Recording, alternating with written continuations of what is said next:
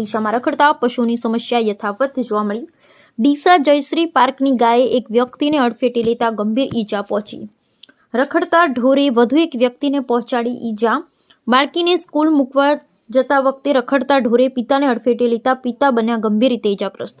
High court અને રાજ્ય સરકારના આદેશને ઘોળીને પી જતા ડીસા નગરપાલિકાના સત્તાધીશો રખડતા ઢોર પાંજરે પુરાય તેવી લોકમાંગ।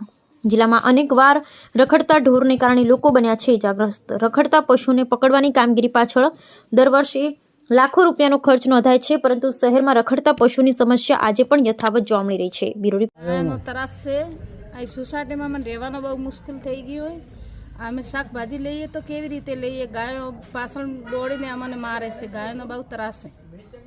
છેલ્લા કેટલા સમયથી ત્રાસ છે બેન? આ તો ઘણા સમયથી 12 મહિના જેવો થઈ ગયો હોય। દોઈ તકડી મારે છે, કોઈ બોધતા નહીં। શું નામ તમારું? મારું નામ સૂર્યાબેન।